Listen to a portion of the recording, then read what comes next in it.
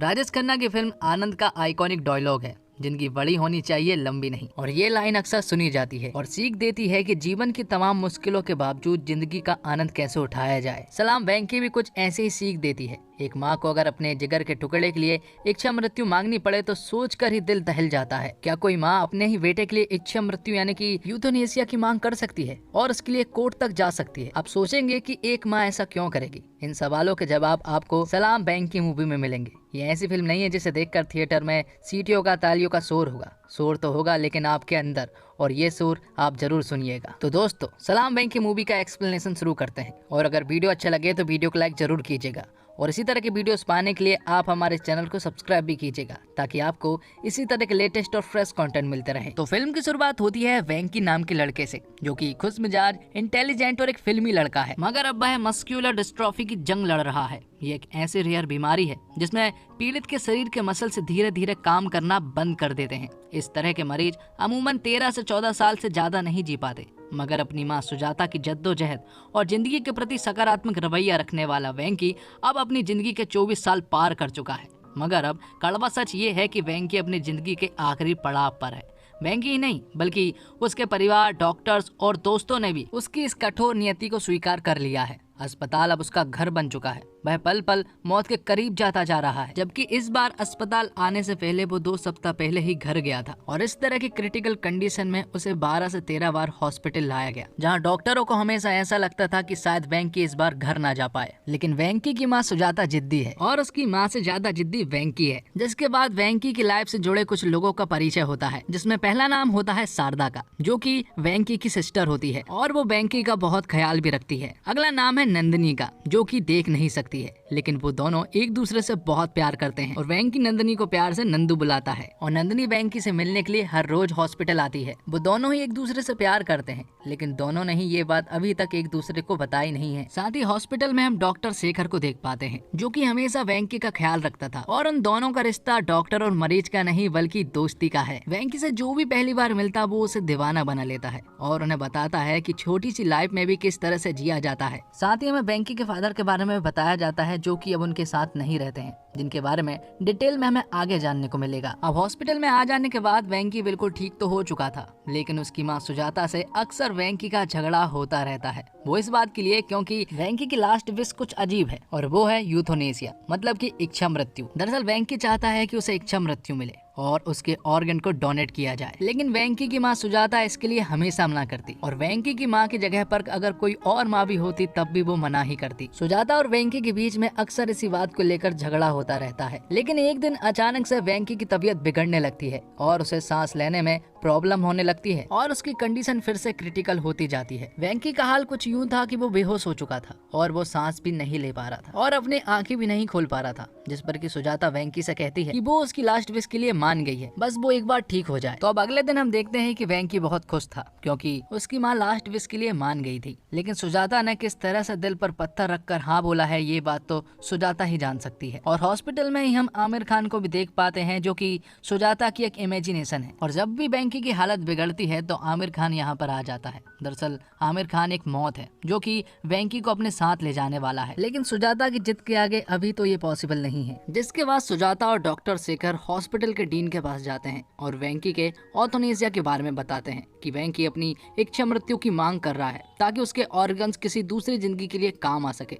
लेकिन डॉक्टर इसके लिए साफ मना कर देते हैं क्योंकि ये लॉ के खिलाफ है और ये बहुत बड़ा जुर्म है, इसलिए वो ऐसा बिल्कुल नहीं कर सकते। लेकिन इसके लिए कानून बनना चाहिए जिसके लिए तुम कोर्ट में आवाज उठा सकती हो। अब कोई और रास्ता ना होने के कारण सुजाता ऐसा ही करती है और डॉक्टर शेखर के साथ वो एडवोकेट परवेज से मिलने के लिए जाती है। और यहाँ पर हमें पता चलता है कि एडवोकेट परवेज डॉक्टर शेखर को बहुत मानता है क्योंकि एक समय परवेज की माँ की जान डॉक्टर शेखर ने बचाई थी। जिसके बाद सुजाता और डॉक्टर शेखर जब इच्छा मृत्यु के बारे में परवेज को बताते हैं तो यहाँ पर परवेज उन्हें साफ साफ कह देता है कि वैसे तो ये केस ज्यादा दिनों तक नहीं टिकते हैं, लेकिन आपके कहने पर पेटिशन फाइल जरूर करेंगे। लेकिन वो इन्हें पहले ही बता देता है कि इस केस के जीतने के चांसेस बहुत ज्यादा कम है, इसलिए इस केस को लेकर ज्यादा उम्मीद न रखें। अब आगे हम देखते हैं कि परवेज ने पेटिशन फाइल कर दी थी और साथ ही उसने लिखा था कि इस कानून को पारित करने के लिए सबसे पहले कमेटी बनाई जाए, क्योंकि ऐसे डायरेक्ट तो कानून नहीं बनाया जा सकता था। इसलिए उसने कमेटी बनाने के लिए कोर्ट में एक अर्जी दी थी और अगर कमेटी के सदस्य चाहे तो ये कानून हमारे देश में भी आ सकता है। लेकिन लेकिन विपक्ष का कहना था कि अगर ये कानून हमारे देश में आया तो बहुत बड़ी प्रॉब्लम्स हो सकती है, क्योंकि ऑर्गन्स माफिया वैसे ही हमारे देश में एक्टिव है और अगर ये कानून पारित हो गया तो ऑर्गन्स के बदले में लोग पैसे की मांग कर सकते हैं। अब आगे हम देखते हैं कि मिस्टर परवेज जो है वो वेंकी से मिलने के लिए हॉस्पिटल आते हैं और मिस्टर परवेज यहाँ पर देखते हैं कि वेंकी की इतनी छोटी जिंदगी होने के बावजूद वो बहुत ज्यादा खुश है और वेंकी की खुशी के लिए वो इस कानून को देश में कैसे भी करके लाना चाहते हैं। इसलिए परवेज अपनी एक दोस्त संजना की हेल्प मांगता है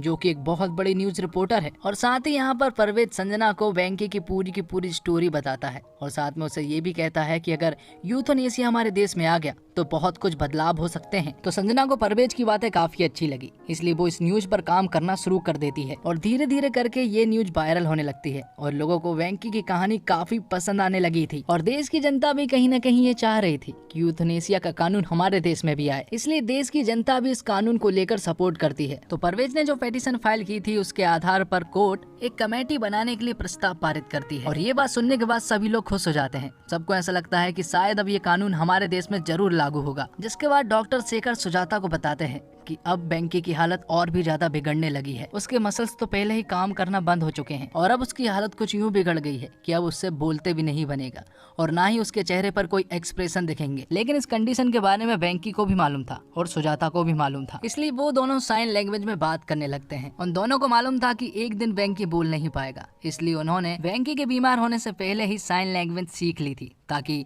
वेंकी जब बीमार पड़े तो वो लोग इशारे से एक दूसरे से बात कर सकें। वेंकी जो एक समय पर बहुत बोला करता था, आज वो बिल्कुल भी नहीं बोल पा रहा है, इसलिए उसे बहुत ज्यादा दुख हो रहा था और उससे कहीं ज्यादा उसकी माँ सुजाता को दुख हो रहा था। जिसके बाद हम देखते हैं कि कोर्ट ने जो कानून बनाने के लिए कमेटी बनाई गई थी, उस कमेटी ने इस कानून को बनाने से साफ इनकार कर दिया था। जिसके बाद मिस्टर परवेज कोर्ट में अपना पक्ष रखता है और उनसे कहता है कि यूथनेसिया अगर हमारे देश में आ गया तो कई सारे लोगों का भला हो सकता है, क्योंकि ये ऑर्गन्स किसी और के काम आ सकते हैं और वो अपनी लॉन्ग लाइफ को जी सकते हैं, वो लॉन्ग लाइफ जो वेंकी नहीं जी सकता और यही वेंकी की आखिरी इच्छा है। लेकिन ऑपोजिशन में एडवोकेट मिसेस कुमार जज साहब से कहती है कि अगर ये कानून हमारे देश में लागू हो गया तो हमारा देश एक बहुत बड़ा ऑर्गन्स माफिया बन जाएगा। और जब मिसेस कुमार सुजाता पर उंगली उठाते हुए कहती है कि शायद सुजाता ने भी वेंकी के ऑर्गन्स के बदले में पैसे की मांग की होगी और ये बात सुनने के बाद तो सुजाता का दिमाग खराब हो जाता है और वो भरी अदालत में मिसेस कुमार को चिल्लाने लगती है, लेकिन जज साहब उन्हें चुप कराते हैं। अब दोनों पक्ष की दलीलें सुनने के बाद जज साहब अपना फैसला कल सुनाने वाले थे। जिसके बाद हम देखते हैं कि हॉस्पिटल में जब वेंकी के फादर आते हैं तो यहाँ पर वेंकी इशारे से अपनी माँ से कह देता है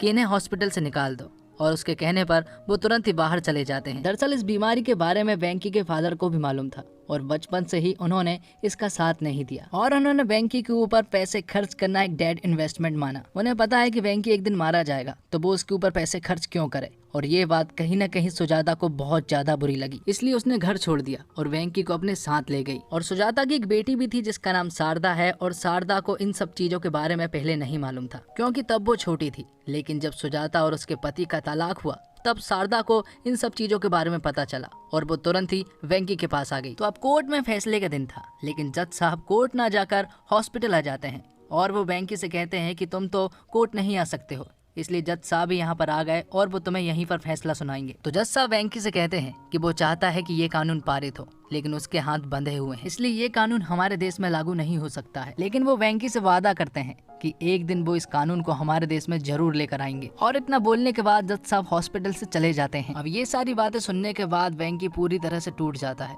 और उसके जीने की इच्छा खत्म हो चुकी थी, इसलिए वो अपनी माँ से आखिरी बार लोरी सुनाने को कहता है क्योंकि ऑर्गन डोनेट करना उसका सपना था और अब ये सपने नहीं रहेंगे तो उसका रहने का कोई फायदा नहीं है। इसलिए वो अपनी माँ से लोरी सुनता है और थोड़ी देर के बाद यहाँ पर आमिर खान आ जाता है जो कि वेंकी को लेने के लिए आया था और आखिर में लोरी सुनते सुनते वेंकी की डेथ हो जाती है। और फिल्म के आखिरी सीन में हम देखते हैं कि वेंकी सिर्फ अपनी आंख का ही दान कर सका था, हालांकि वो चाहता था कि उसके शरीर के कुछ और अंग भी दूसरों के काम आ सके, लेकिन वो सिर्फ अपनी आंख का ही दान कर सका था और वो उसकी प्रेमिका नंदिनी को मिली थी। तो दोस्तों, डेथ एक बहुत सेंसिबल टॉपिक है, घरों में हल्का सा भी जिक्र छिड़ जाए तो हम ठिठकने लगते हैं। सलाम वेंकी का पूरा आइडिया ही इसके इर्द गिर्द रहता है और फिल्म अपने सब्जेक्ट को वो सेंसिबिलिटी देती है जिसकी उसे जरूरत है। इच्छा मृत्यु पर होने वाला विमर्श सेंसिटिव बना रहता है। फिल्म अपने सब्जेक्ट और उसके मैसेज को लेकर ईमानदार है और काजोल ने अपने इंटरव्यू में कहा था कि इस फिल्म के लिए उनके अंदर की एक्ट्रेस ने नहीं बल्कि एक माँ ने हामी भरी है। आप पूरी फिल्म में सुपरस्टार काजोल को नहीं बल्कि एक स्ट्रॉन्ग माँ को देखते हैं।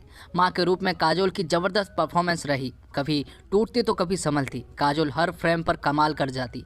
कभी बैंक के रूप में विशाल जेठवा ने भी उनके टक्कर की परफॉर्मेंस दी। करियर की शुरुआत में विशाल की ऐसी परफॉर्मेंस आने वाले समय में उनके लिए कई रास्ते खोलने वाली है। पेशेंट वाले विशाल को देखकर आप कन्विंस हो जाते हैं कि उन्हें डीएमडी जैसी गंभीर लाइलाज बीमारी है। और डॉक्टर बने राजीव खंडेलवाल भी मजबूती से अपनी मौजूदगी दर्ज करा जाते हैं। और वकील के रूप में राहुल बोस का काम डिसेंट रहा। और जर्नलिस्ट बनी अहाना ने भी अपना काम पूरी ईमानदारी से किया। प्रकाश राज बहुत कम समय के लिए आए हैं लेकिन दमदार लगे हैं। ओवरऑल एक्टिंग के नजरिए से हर किरदार ने इस फिल्म को परफेक्ट बनाने में अपनी पूरी मेहनत की है, जो स्क्रीन पर भी साफ नजर आती है। अब बात करें डायरेक्शन की, तो डायरेक्टर रेवती ने इस फिल्म से लगभग 14 साल बाद डायरेक्शन में वापसी कर रही हैं। रेवती ने इस फिल्म के जरिए एक ऐसे यूनिवर्सल इमोशन सब्जेक्ट का चयन किया है जिससे हर कोई जुड़ा हुआ महसूस कर सके। एक सच्ची कहानी को पर्दे पर पूरी सेंसिटिविटी के साथ पेश करने का उनका यह साहसिक कदम सराहनीय है। जिस मिजाज की फिल्मों के लिए रेवती पहचानी जाती है, वो फ्लेवर भी इस फिल्म में दिखता है। फिल्म शुरू होते ही आपको इमोशन राइड पर ले जाती है। वेंकी की कहानी से हो सकता है आप वाकिफ हो, लेकिन पर्दे पर भी उसे देखना अच्छा लगता है। और कई ऐसे सीन्स भी हैं जिसे देखकर आप अपने आंसू नहीं रोक पाते। और कुछ ऐसे भी शॉट्स हैं जो जिंदगी जीने का फलसफा सिखा जाते हैं। क्रिटिक के नजरिए से कई लूप होल्स भी रहे हैं, मसलन क्लीशे डायलॉग्स, वेंकी के लव पर ज्यादा फोकस, लेकिन कहानी इतनी मार्मिक है कि आप उसे अनदेखा नहीं कर जाते। और फर्स्ट हाफ से लेकर क्लाइमैक्स तक आंसू नहीं थमते। कल हो ना हो, आनंद गुजारिश जैसी फिल्म इस तरह की सब्जेक्ट पर बनी है, लेकिन सलाम वेंकी एक असल जिंदगी के हीरो की बात करती है। खासकर माँ बेटे की बॉन्डिंग पर बनी यह फिल्म एक माँ के दर्द को बयां तो जरूर करती है, साथ ही उसकी सच्चाई को लेकर स्ट्रॉन्ग रवैया आपको एक सीख दे जाती है। भाई हमारे देश में इच्छा मृत्यु मतलब कि यूथोनेसिया को लेकर बने कानून और उस पर चल रहे डिबेट को भी बिना किसी पक्षपात के दिखाया गया है। तो दोस्तों, उम्मीद करता हूँ आपको वीडियो पसंद आई होगी। वीडियो पसंद आई हो तो वीडियो को लाइक जरूर कीजिएगा और इसी तरह के वीडियोस पाने के लिए आप हमारे इस चैनल को सब्सक्राइब भी कीजिएगा, ताकि आपको इसी तरह के लेटेस्ट और फ्रेश कंटेंट मिलते रहे। मिलते हैं एक और धमाकेदार वीडियो के साथ, तब तक के लिए आप हमारे इस चैनल के साथ बने रहिए।